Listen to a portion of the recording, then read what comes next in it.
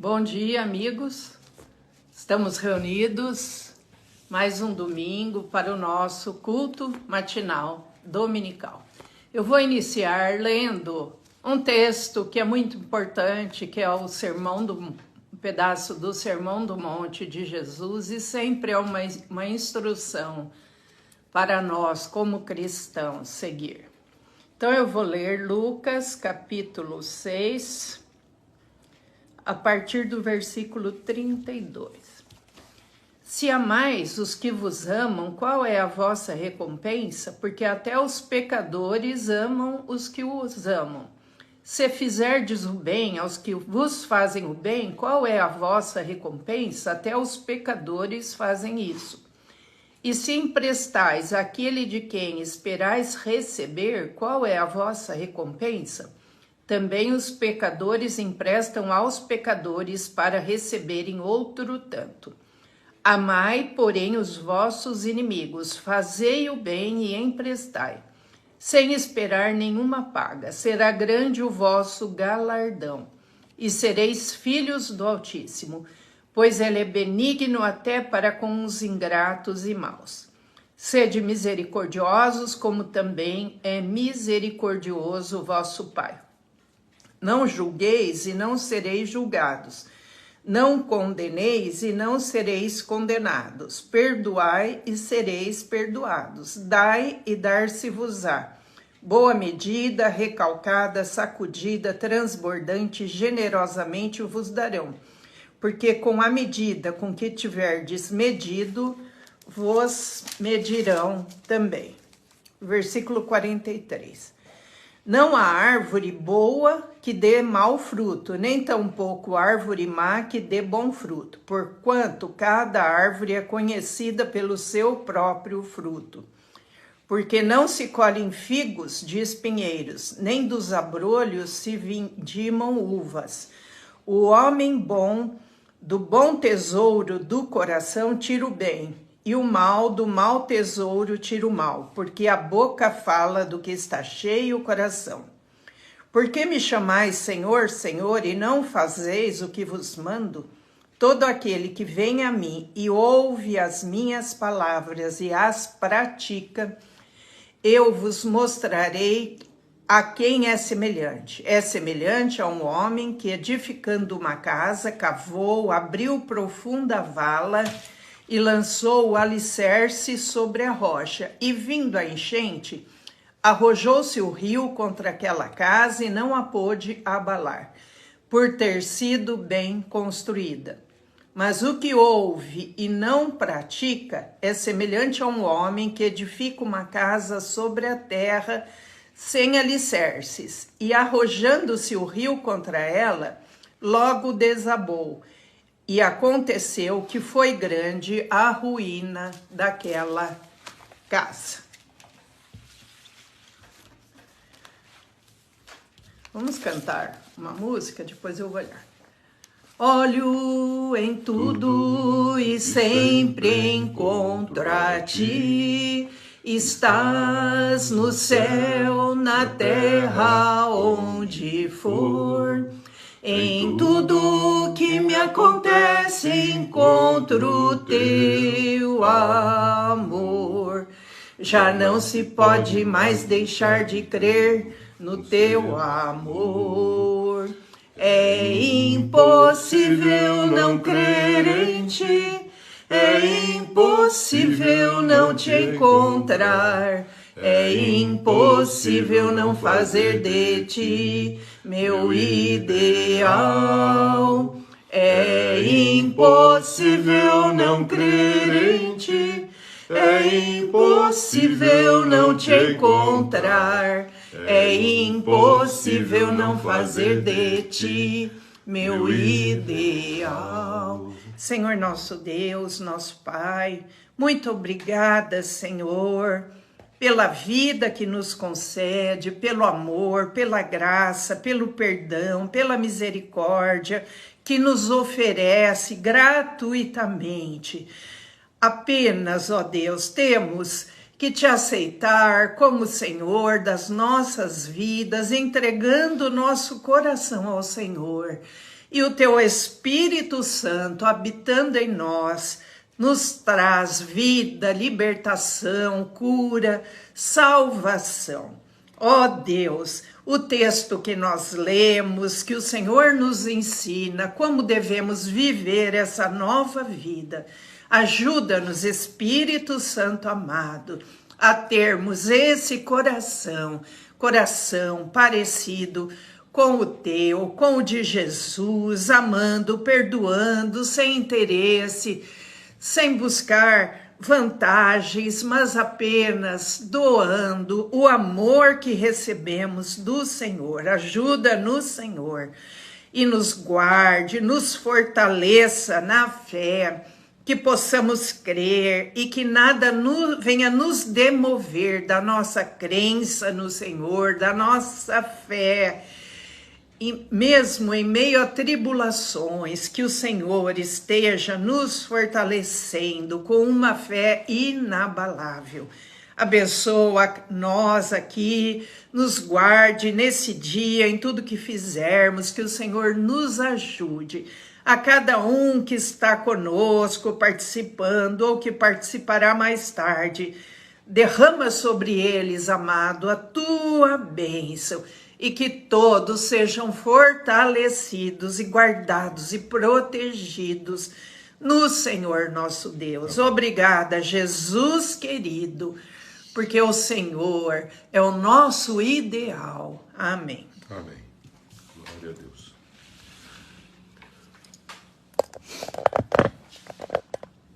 Bom dia, irmãos. Bom dia, irmãs. Quero cumprimentar a todos com a paz de Cristo. A graça e a paz de nosso Senhor e Salvador Jesus Cristo. Semana passada nós falamos sobre sofrimento. Hoje quero trabalhar um outro tema a respeito do que é a vida. E para isso eu gostaria de tomar como texto básico o Salmo 63. Esse salmo foi escrito por Davi. E o interessante é que esse salmo foi escrito por Davi quando ele fugia do que o seu filho estava fazendo, que queria impor um governo, e havia um processo de perseguição a todos, inclusive ao próprio rei, seu pai. Então, o filho de Davi estava perseguindo porque ele havia sumido o reino. E Davi aqui, ele foge para o deserto e ele escreve esse salmo. E nesse salmo eu encontrei uma explicação para o entendimento do que é a vida. Então eu quero compartilhar isso com os irmãos. O que é a vida? Salmo 63, Davi diz assim nesse salmo: ó Deus, tu és o meu Deus forte, eu te busco constantemente. A minha alma tem sede de ti, meu corpo te almeja. Numa terra árida, exausta e sem água, ele estava no deserto, indo para o deserto. Assim, eu te contemplo num santuário para ver a tua força e a tua glória, porque a tua graça é melhor do que a vida. Os meus lábios te louvam. Assim, cumpre-me bem dizer-te, enquanto eu viver, em teu nome levanto as mãos. Vou ler até esse versículo. Salmo 63, de 1 a 4. O que é a vida? É interessante essa pergunta. Não sei se você já parou para fazer um questionamento a respeito dela com relação a como você pensa. O que é a vida? Essa pergunta a tem desafiado a mente de muitas pessoas, quer de filósofos, cientistas, poetas, religiosos, pessoas simples, pessoas sábias, pessoas cultas. Todos, de alguma maneira, em algum momento, pensou, refletiu sobre esse questionamento, o que é a vida. Eu quero falar um pouquinho de mim a respeito de como começou isso e quem levantou esse contexto para eu pensar mais profundamente. Antônio Abujamra era um homem que apresentava na TV um programa chamado Provocações. Era constantemente esse programa apresentado e ele entrevistava pessoas dos mais variados níveis sociais. Ao término de cada programa, para com esse que estava sendo entrevistado e que ele também provocava, ele perguntava a esse entrevistado: o que é a vida? Aí esse entrevistado fazia sua reflexão e respondia.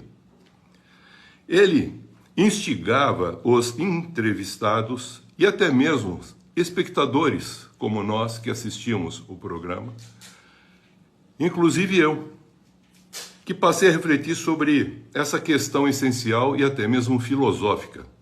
O que é a vida? Eu comecei a pensar isso há muito tempo, quando ele apresentava esse programa. Comecei a analisar essa pergunta, porque eles respondiam, e o que é interessante é que depois que o entrevistado respondia o que ele pensava, o que era a vida, Abujamra voltava a fazer a mesma pergunta. Mas o que é a vida para você? Abujamra ofereceu algumas reflexões enigmáticas a respeito desse tema, e algumas vezes até irônica, mas nunca ele favoreceu ou forneceu uma resposta definitiva. Ele mesmo não falava a respeito. Parecia preferir ouvir esses entrevistados a respeito desse questionamento: o que é a vida? Como que se, naquele passado, os filósofos perguntavam: quem eu sou, de onde eu venho, para onde eu vou e o que eu estou fazendo aqui, e depois para onde eu vou. Então, tinha esse questionamento a respeito do que é a vida. E parece que ele preferia ouvir a resposta de cada pessoa, que tinha a sua visão pessoal sobre o que é a vida. Em um dos raros momentos, Abujamra se debruçou sobre essa pergunta num programa chamado Roda Viva. E ele falou a respeito desse questionamento. O que é a vida? E Abujamra disse: a vida é uma incógnita, um grande mistério. Então a gente percebe que ele perguntava, mas provavelmente ele também estava, como todos nós, fazendo esse questionamento. O que é a vida? Ouvindo então os entrevistados, que sempre ele fazia essa pergunta, eu pude perceber que a vida é um mistério, que cada pessoa busca entender, compreender e conhecer o seu significado e expressá-lo da maneira como ele entende. A vida pode ser também compreendida pelas respostas de forma diferente e de diferentes maneiras. Ora, você via alguém definindo como a existência temporal do homem na Terra. Interessante. Ora, descreviam na perspectiva biológica, vida bios, a sarx, carne. Isto é, distinguindo o organismo vivo de matérias inanimadas. Ora, você via outro falando a respeito do contexto psicológico, da alma em si, na busca da felicidade, na busca do autoconhecimento, na realização de potencialidades, isto é, falando sobre a vida psique.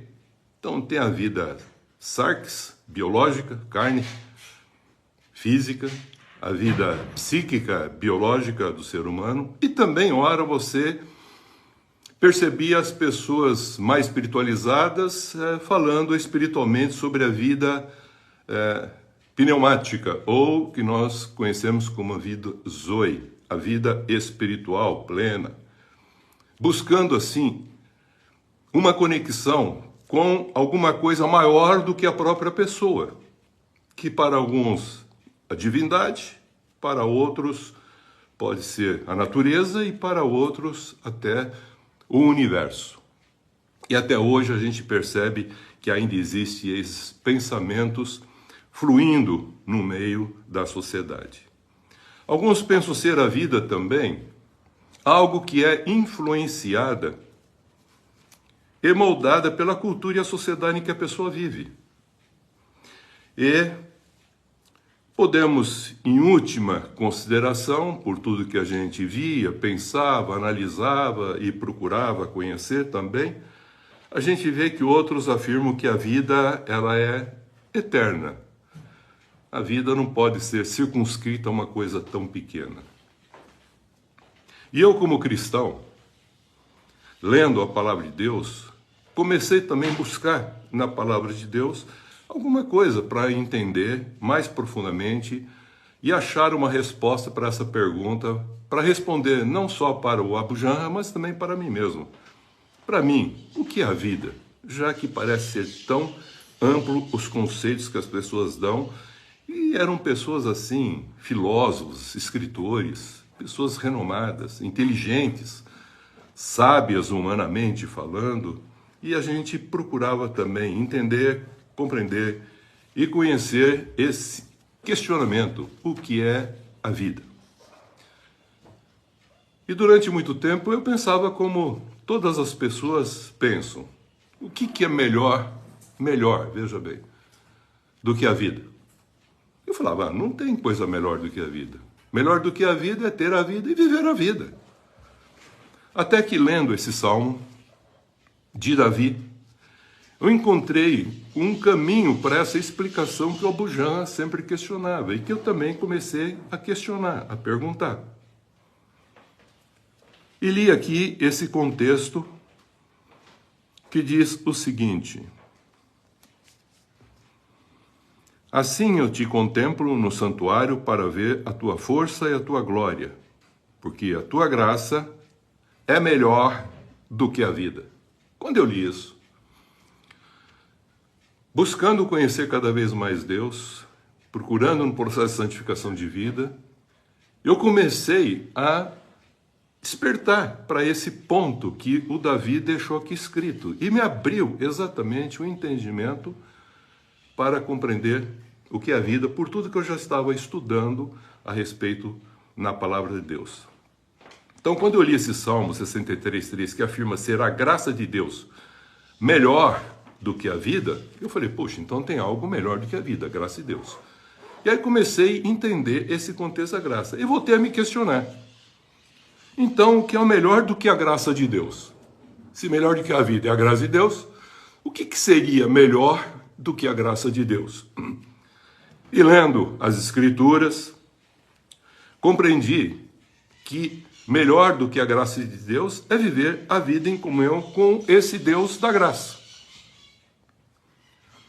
Crescer num processo da fé, acrescentando as virtudes, conhecimento, domínio próprio, perseverança, piedade, fraternidade, amor, para crescer no conhecimento de Cristo e conhecendo Cristo, permitindo assim que haja essa identidade de Cristo com a minha vida e a natureza de Cristo santa, que possa agora fazer com que eu cresça em santificação para realizar o propósito para o qual eu fui formado lá no princípio da criação.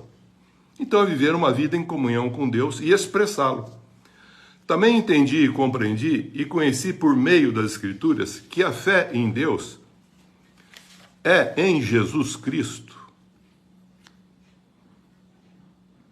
o que garante o homem a esperança de uma vida plena agora, que ele mesmo afirma que veio trazer, e depois a vida eterna, após a morte física. E fui entendendo essas coisas, compreendendo, e passei a conhecer um pouquinho mais para poder responder essa pergunta: o que é vida? Então, nós sabemos que de Deus ele é a essência, a fonte da vida. E a própria vida dele sendo espírito, sendo luz, sendo essa essência dele que emanou todas as coisas. E percebi que a existência terrena nossa, isto é, para o homem, é apenas o começo de uma jornada de fé graciosa e eterna com Deus. E eu fui entendendo que viver a vida é muito bom, mas melhor do que simplesmente viver a vida é estar nessa comunhão com Deus, e melhor do que isso é entender a graça de Deus revelada em Cristo Jesus, em que o próprio Cristo diz que Ele é o caminho, a verdade e a vida, que faz com que o homem volte a se reconciliar com o Pai. Então, no princípio, para que acontecesse a vida, vamos chamar assim, existencial, porque ela já existia no próprio Criador, mas para que ela fosse revelada, essa vida existencial que aconteceu quando Deus abre a eternidade e cria o tempo e o espaço, já haviam três coisas em que Deus estava lá com a sua palavra, já havia água e o Espírito de Deus pairava sobre as águas. Essas três coisas revelam a plenitude de Deus no processo em que ele começa a criar e formar os céus e a terra e o próprio universo. João Evangelista, ele também fala no seu evangelho, no capítulo 1, ele começa dizendo a mesma palavra de Gênesis, capítulo 1. Ele diz: no princípio era o verbo. O verbo é a palavra de Deus. E ele diz, e o verbo era Deus, estava com Deus, e esse verbo agora se faz carne, e se revela no homem Jesus como a expressão do o Cristo. Então essa palavra de Deus, Cristo, razão de que Deus criou tudo em Cristo, por Cristo e para Cristo todas as coisas, pois sem Cristo nada do que foi feito se fez. E agora Jesus vem e se apresenta como essa condição divina revelável, porque Deus é espírito, e a gente não compreenderia Deus se não houvesse uma revelação que pudesse ser visível e palpável. E João diz, nós apalpamos o verbo da vida, nós vimos a luz dos homens, nós vimos a expressão do próprio Deus, vivo nesse homem, revelando para nós a essência do que é a vida. Essa é a razão de você conhecer por que Jesus Cristo disse ser Ele o caminho, a verdade e a vida. Para que nós pudéssemos voltar a ter a comunhão com o Criador, o nosso Pai, em que Ele revela como Pai Celeste, Deus. Também a palavra de Deus, Paulo revela que Jesus Cristo é a própria sabedoria e o poder de Deus. E quando você se identifica com Jesus Cristo, nós percebemos que você passa a ter a identidade agora dele e não mais adâmica. Você passa a ter a natureza dele santa e não mais pecadora adâmica. E você agora se torna uma nova criatura. E você passa a ter não só a fé, mas a certeza e a convicção de uma vida eterna que está nele. E aí eu comecei lendo, estudando as Escrituras, entendendo um pouquinho mais a respeito disso. Essa é a razão, queridos, de eu e você ter sido criado e formado no princípio, lá no Gênesis, a partir de um eterno conselho, segundo a vontade de Deus, em que depois que ele criou todas as coisas, ele falou, façamos o homem, a nossa imagem e semelhança, e ele domine sobre tudo, e ele possa governar tudo isso que nós fizemos, e como ele tem a nossa imagem e semelhança, ele vai expressar isso. E ele formou então o homem e a mulher, para que houvesse a humanidade, e essa humanidade o expressasse com a vida que ele deu a ela, a essência desse Deus que é o Criador de todas as coisas. Então, em comunhão com ele, ele fez para que o homem assim, em comunhão e interdependente com ele, pudesse fazer todas as coisas. Mas o homem se afastou e a gente percebeu que houve a necessidade de um resgate. Foi o que Cristo veio fazer por cada um de nós. E o que é mais interessante, que quando Deus nos formou, Ele nos formou num sentido físico, alma e espírito. E o homem, assim, por ter essa condição espiritual, ele também tem o sopro de Deus como alguma coisa eterna, que não morre.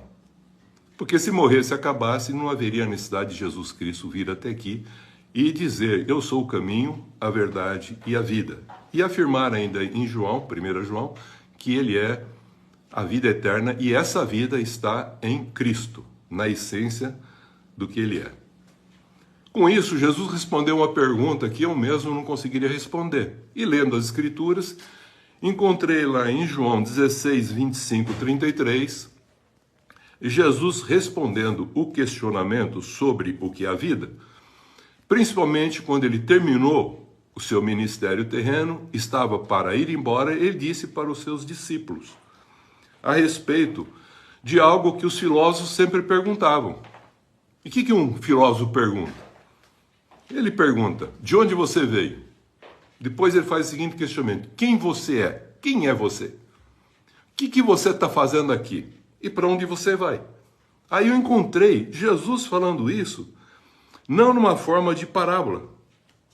Não Jesus usando figuras de linguagem.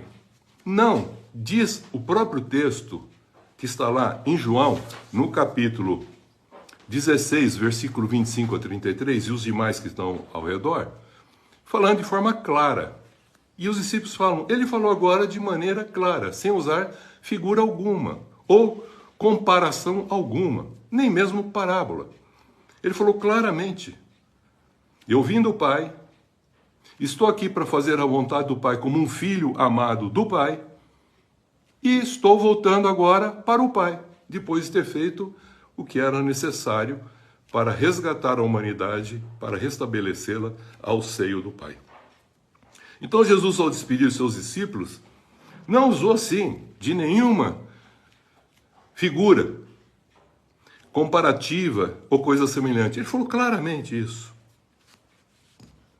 E aí eu quero trazer não só a minha memória, mas também a sua memória, meu irmão e minha irmã, meus irmãos e minhas irmãs. Quero trazer isso também para entender o que eu passei a entender, o que é a vida. Que a vida é um presente de Deus, é uma dádiva, é a graça de Deus para cada um de nós, que culmina com uma jornada nossa de fé. É um convite para buscar o reino de Deus e expressá-lo como embaixadores nesse mundo de trevas, onde somos luz e sal, como Jesus disse. E também para, expressando com a nossa vida Deus, as suas virtudes, a sua vontade, aguardar a certeza e a convicção da promessa que foi dada da eternidade com o Criador. Para isso eu entendi a importância de Jesus Cristo e a razão de ser, que Jesus é o Cristo, o Filho de Deus, que vivemos a cada dia em fé, com fé e gratidão, na certeza e na convicção de que Deus está sempre presente, a todo instante, conosco, embora não vendo, mas Ele disse que está presente até a consumação dos séculos. Vivendo assim, segundo a vontade de Deus e expressando, a gente cresce em santificação. Também temos a esperança de viver essa vida, mesmo diante de problemas e sofrimentos, como nós já abordamos no domingo anterior, tendo a certeza e a convicção de continuar fazendo o bem, mesmo que nós recebemos o que não é bom e que também não faz bem. Mas ele falou, como nós lemos no princípio aqui, o contexto da doutrina de Jesus. Se você cumprimentar quem te cumprimenta, os pecadores não fazem o mesmo? Se você emprestar para quem te empresta, os pecadores não fazem o mesmo? Se você amar quem te ama, os pecadores também não fazem o mesmo?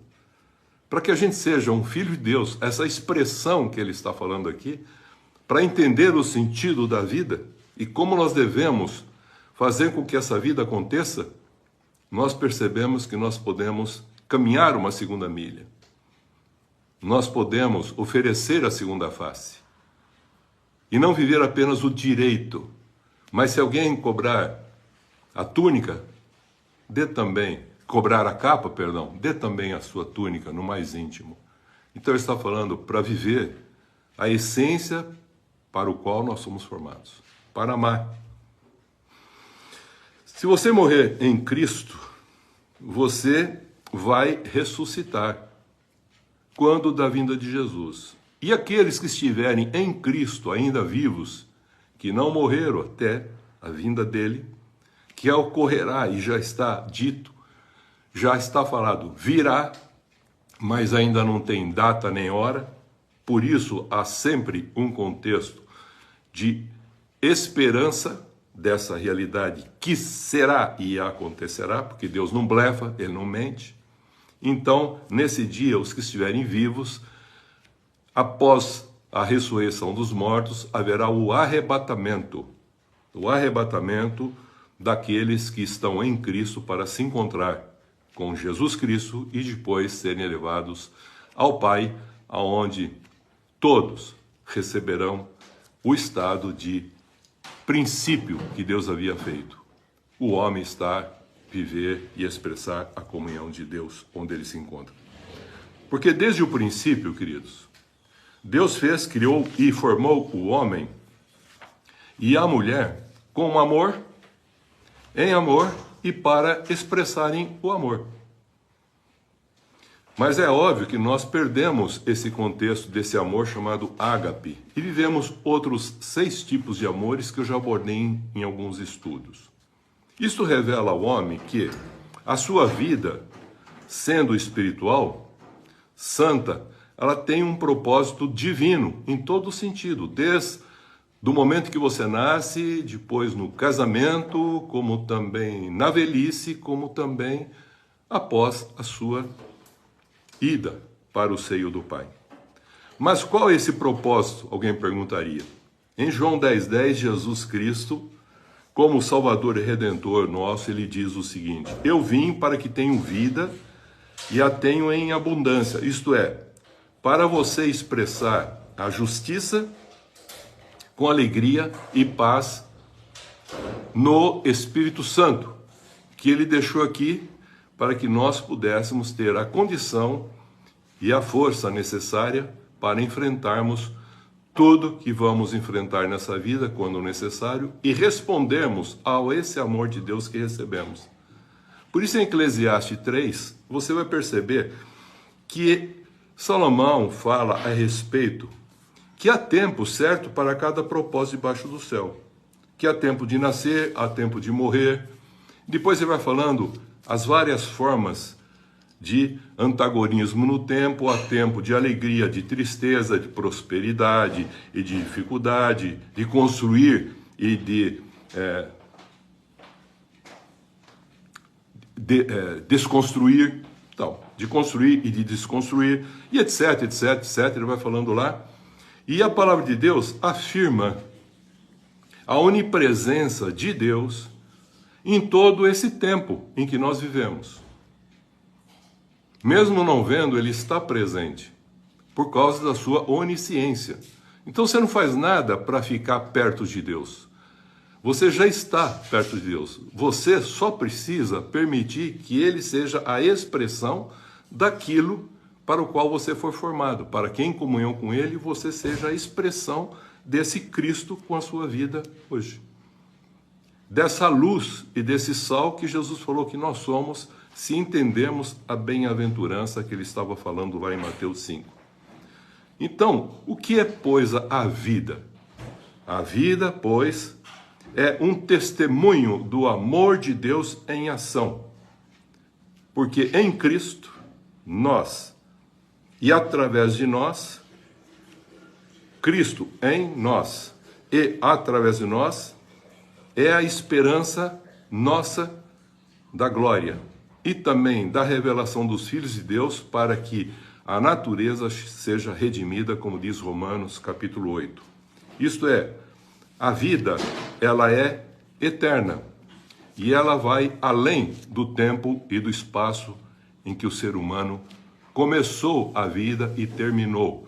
Porque nós entramos num tempo e no espaço, mas nós fizemos uma vida que transcende o tempo e o espaço, porque ela é antes, na eternidade com Deus, e ela é depois do tempo e do espaço na eternidade. Por isso que a Bíblia fala no Salmo, de eternidade a eternidade tu és Deus.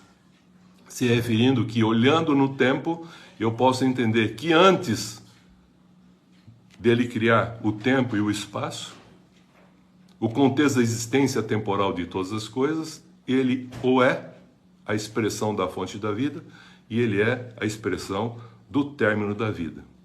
Tanto é que em Atos 17, 25, Paulo afirma que Deus dá a vida a todas as pessoas.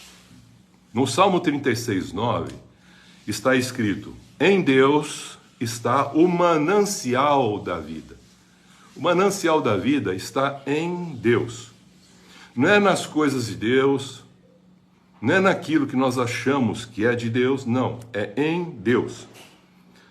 E aqui ele fala, na sua luz, se referindo aqui o contexto da essência, que Deus é luz, 1 João, capítulo 1, versículo 5, que nós veremos a luz. E essa luz que se refere aqui está falando de Cristo.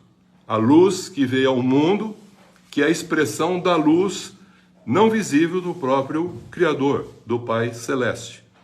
Por isso que ele fala que Jesus Cristo é a luz que veio ao mundo, é a graça de Deus revelada aos homens. E o que é interessante, porque essa graça revelada é melhor do que a vida, e ele diz que está em seu Filho Jesus algo que é mais do que simplesmente a vida plena, que é a vida eterna. 1 João 5,11. Então, a luz como fonte de vida, João 4 afirma que em Cristo estava a vida, e a vida era a luz dos homens. Esse versículo, queridos, identifica a vida com Cristo, pois Jesus Cristo é a luz do mundo e a luz da vida. João 8,12.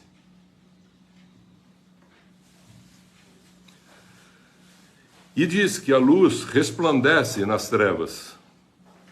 E o que é mais interessante, ele fala depois no final, que quem está nessa luz não tem mais um problema de trevas. Porque as trevas não têm que ser enfrentadas pela luz. A presença dela faz com que as trevas deixam de existir. Porque a treva não existe. As trevas só existem quando não há luz.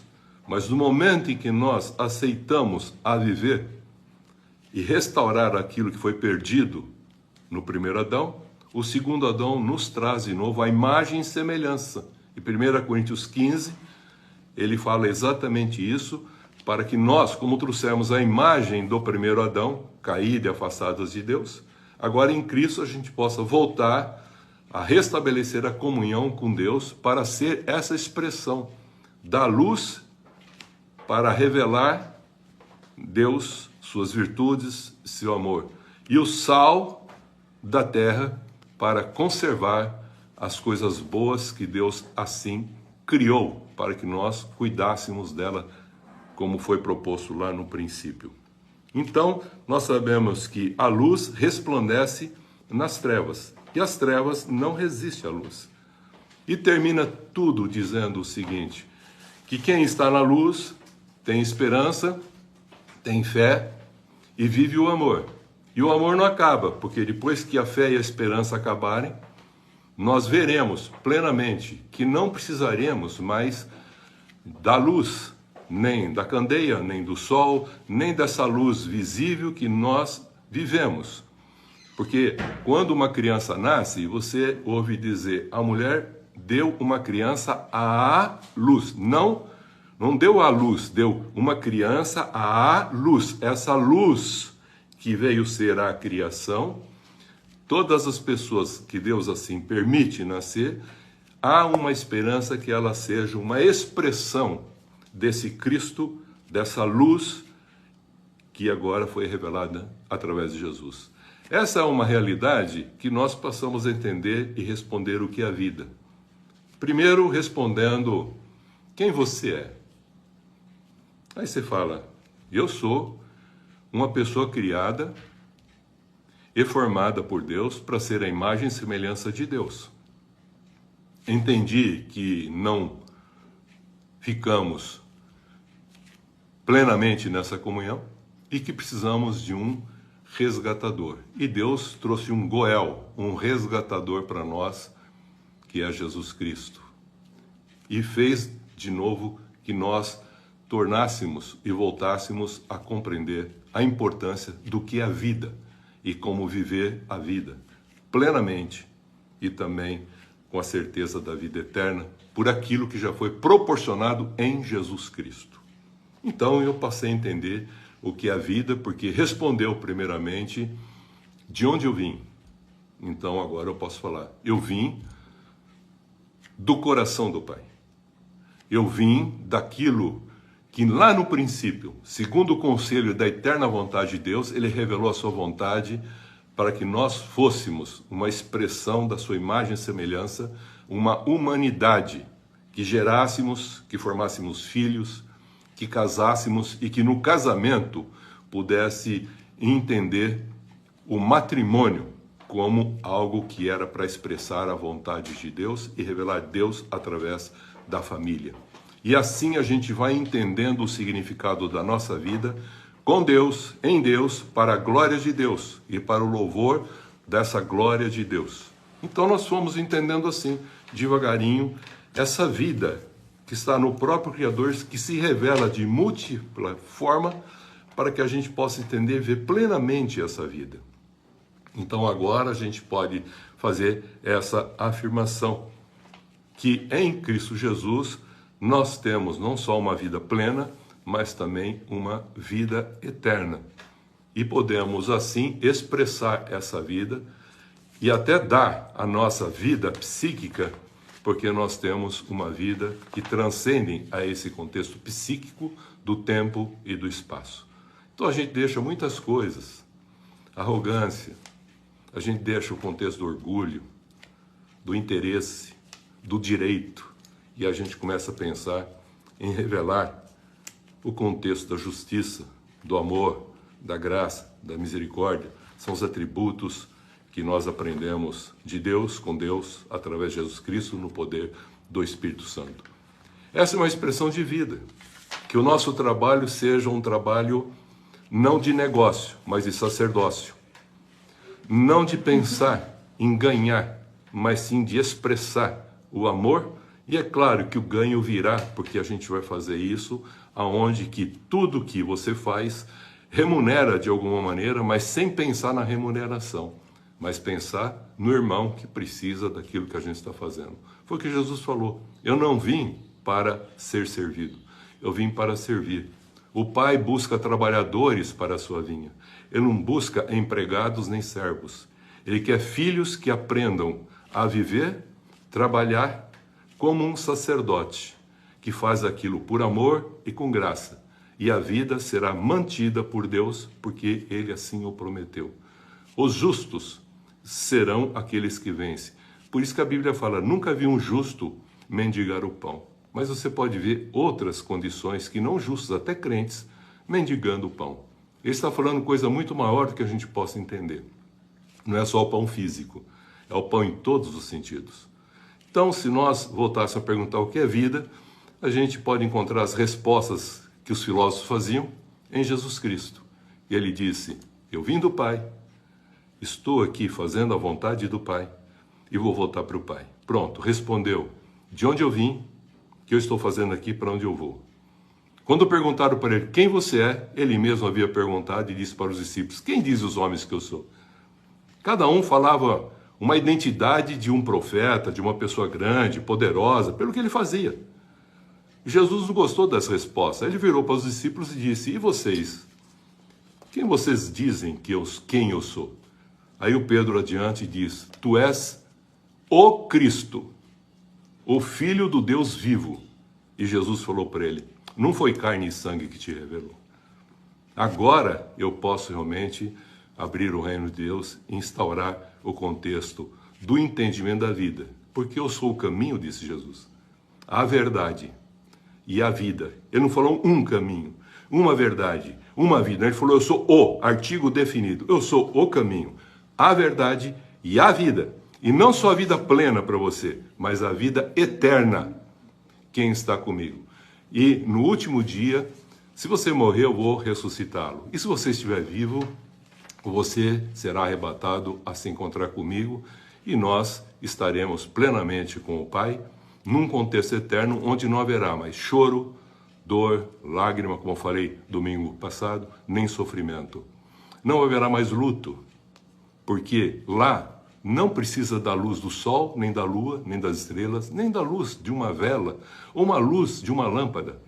Não, porque lá Cristo é a luz que ilumina e Deus, Cristo é a lâmpada que ilumina e Deus é a luz que brilha não só através dele, mas através de cada um de nós para o louvor da sua glória que ele havia proposto lá no princípio da criação, coroando o homem, como diz o Apocalipse no capítulo 5 e entra no capítulo 6, coroando o homem para que ele seja aquele que governasse e expressasse o reino de Deus com sua vida, com as coisas que ele havia criado aqui, e o homem deixou de fazer isso. Razão de nós passarmos pelo sofrimento e precisarmos de um Goel, de um resgatador, para que a gente pudesse voltar a reconciliar com o Pai Celeste.